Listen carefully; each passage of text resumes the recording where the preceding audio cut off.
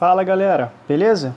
Vamos começar então no livro 2, capítulo 6, que vai falar sobre os modelos atômicos de Bohr a Sommerfeld.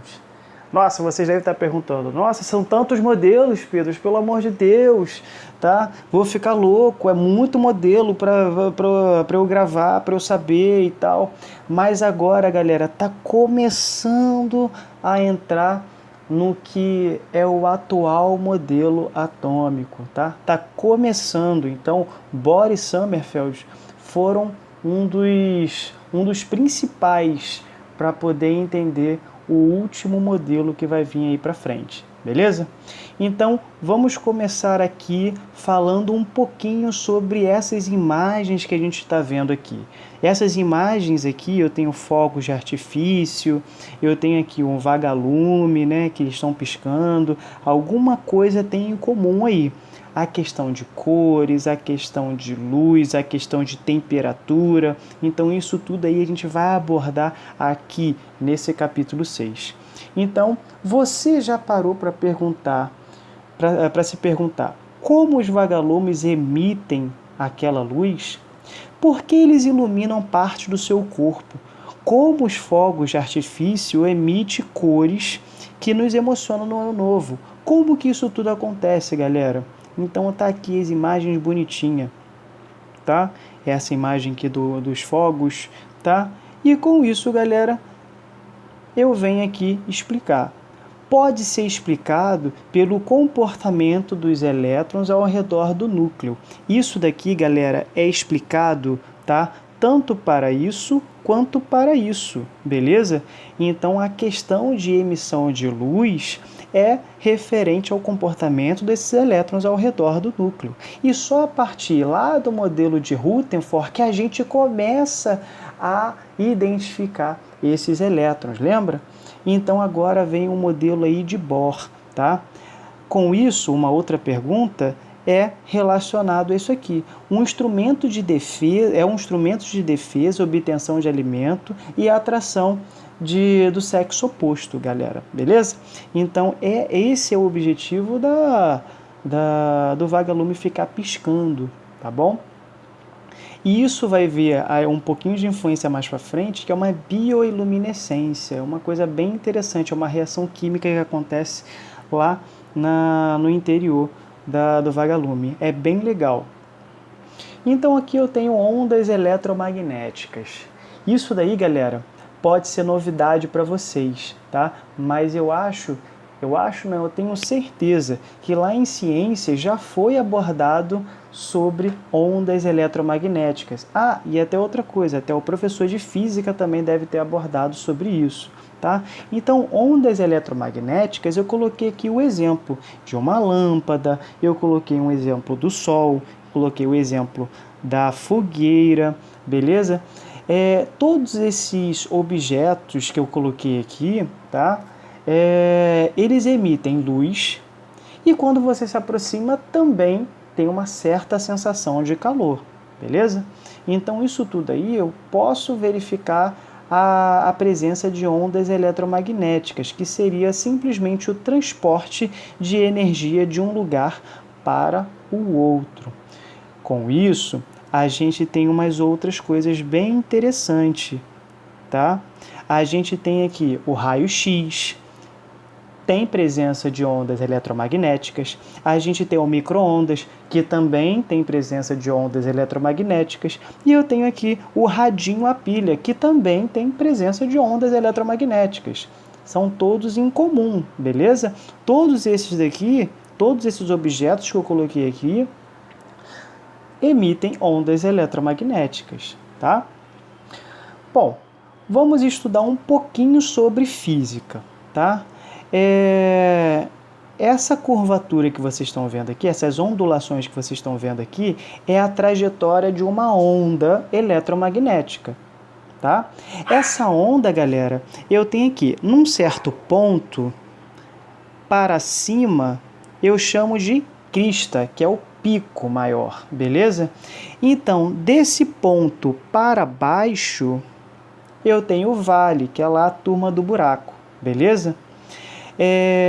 Eu chamo então Desse ponto para cima eu chamo de amplitude, e desse ponto para baixo também tem amplitude. Amplitude da crista e amplitude do vale, tá? Agora, para eu saber, né, o comprimento dessa onda, eu tenho que pegar de uma crista para outra. Eu chamo de comprimento de uma onda. É dado por essa letrinha, tá, em grego, que se chama lambda. Beleza? E a frequência, galera, é o quanto essa ondulação aqui, elas se repetem. Aqui eu tenho uma, aqui eu tenho duas, aqui eu tenho três, beleza? Então, assim, são quantas vezes ela vai se repetir, é a frequência dela, tá bom? Com isso, eu tenho aqui essa imagem aqui, que eu acho uma imagem muito bacana.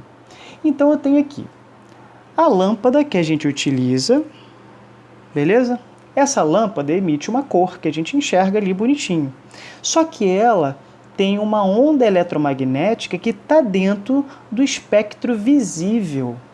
Ih, Pedro, já não entendi. Espectro visível são cores que a gente consegue enxergar. É o nível de cores que a gente consegue enxergar.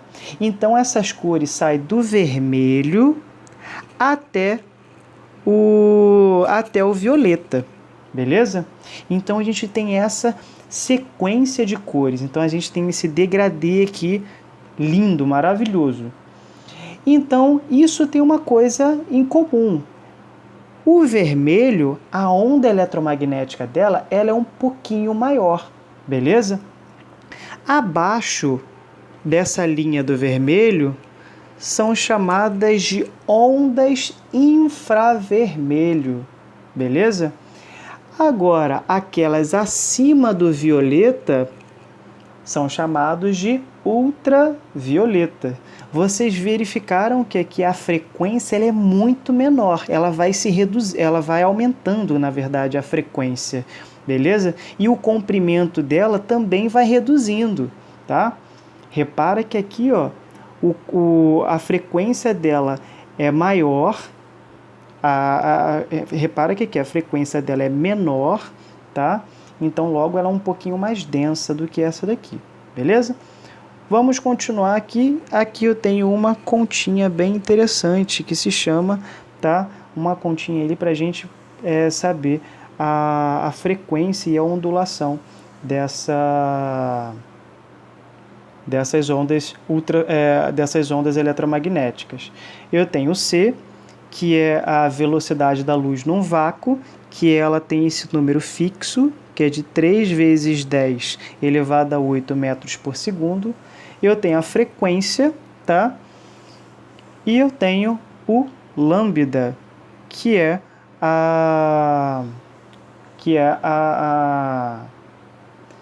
o comprimento dessa onda, beleza? Questão.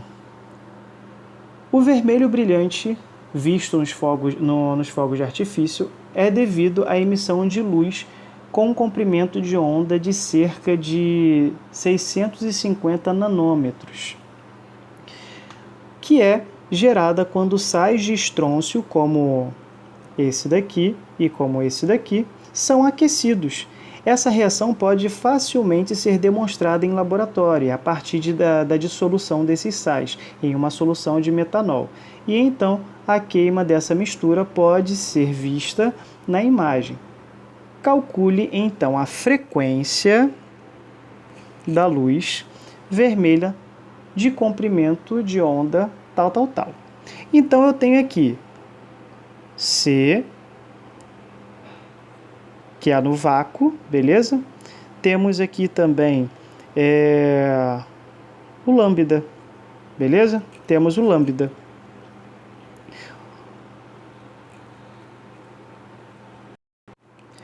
Então, a luz no vácuo, a gente sabe que é 3 vezes 10 elevado a 8 metros por segundo, tá? Esse é um valor fixo, tá bom?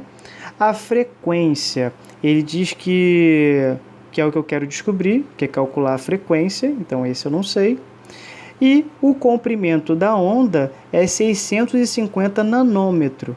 Então eu tenho que transformar isso daqui em isso aqui, ou seja, em metros, tá? Porque estou trabalhando com metros. Então vai ficar simplesmente dessa forma. Então temos aqui, usando essa fórmula, tá bom?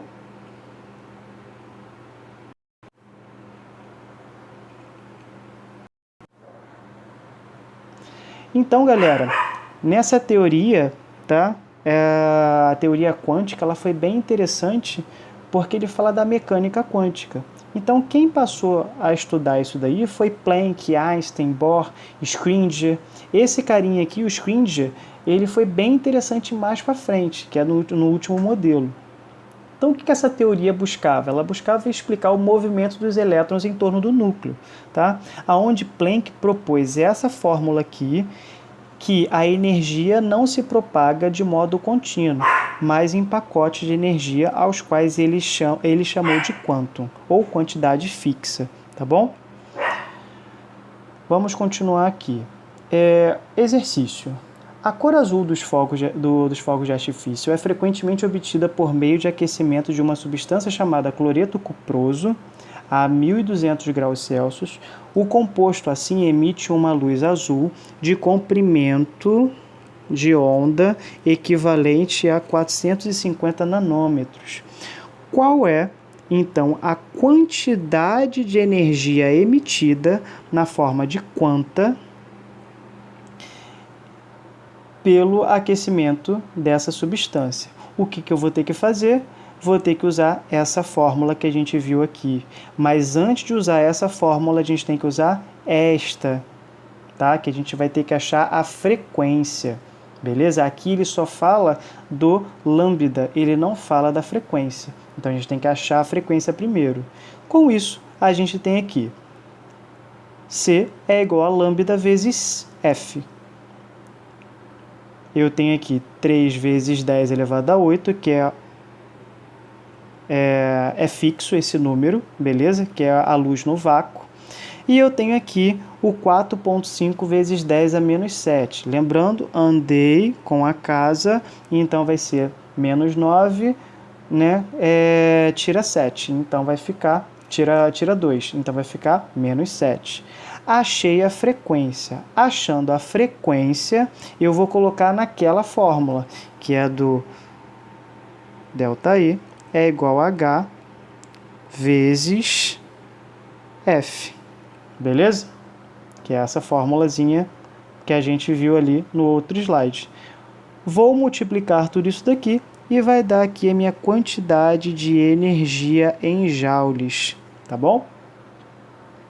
Vamos continuar no modelo atômico de Bohr. Agora sim a gente vai falar do modelo de Bohr. Até então a gente estava falando uma coisa interdisciplinar, que era falar sobre as ondas eletromagnéticas, que influenciaram nesse modelo aqui. Então, os elétrons giram ao redor do núcleo, tá? Do núcleo, em orbitais circulares. Um átomo possui um número limitado de órbitas, sendo cada uma destas caracterizada por um nível de energia. As órbitas, que também podem ser chamadas de estado estacionário, diferem uma das outras por seus raios.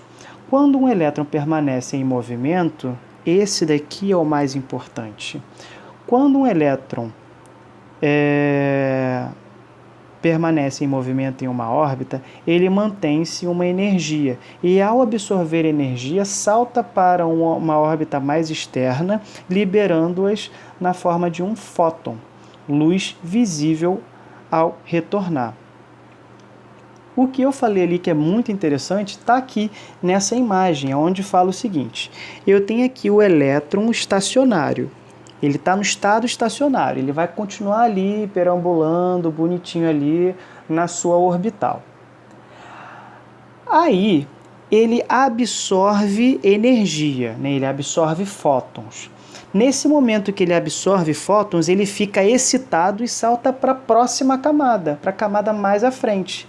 Com isso, ele está muito excitado e nesse retorno para a camada inicial dele, ele libera luz, ele libera fótons, beleza? Ele libera uma certa quantidade de energia.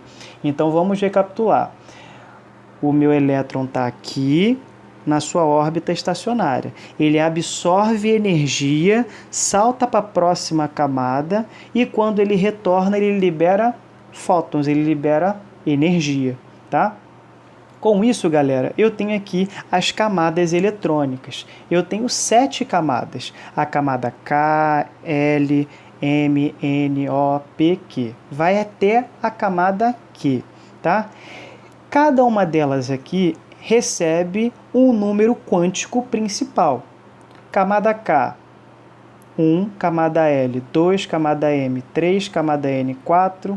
São só localizações, ou seja, primeira camada, segunda camada, terceira camada, quarta camada, quinta, sexta e sétima, beleza?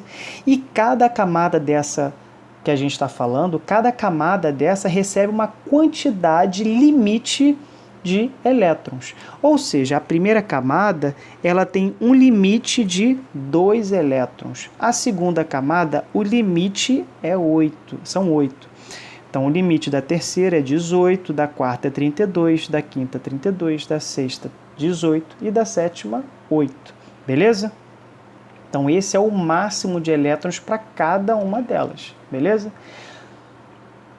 Só que o modelo de Bohr, ele só se prendia a explicar o funcionamento do átomo de hidrogênio. Então, não dava para usar em outros átomos. Então, a gente teria que verificar o modelo mais aprofundado. Então, foi daí que Sommerfeld surgiu. Então, Sommerfeld falou o seguinte: para cada nível, cada nível ou camada eletrônica, para cada camada eletrônica dessa, que a gente viu aqui, K, L, M, N, O, P, Q, tá? Havia orbitais circulares e elípticas que representavam os subníveis de energia. Ou seja, dentro de cada camada dessa daqui existiam mais outras subcamadas. Ou seja, camadas menores ainda, beleza?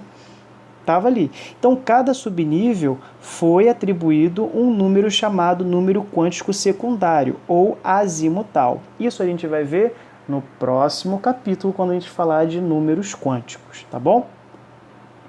Galera, é isso. A matéria foi essa. Qualquer dúvida, estou disponível no e-mail, tá? Façam os mapas conceituais. Os mapas estão ficando assim, show de bola, vocês estão de parabéns, tá? Façam os exercícios que eu estou acompanhando pelo site, também tem muita gente fazendo, tá? Então estou gostando à beça. Qualquer dúvida, me procura pelo e-mail, que eu vou estar sempre disponível, tá bom? Valeu, galera. Tchau, tchau.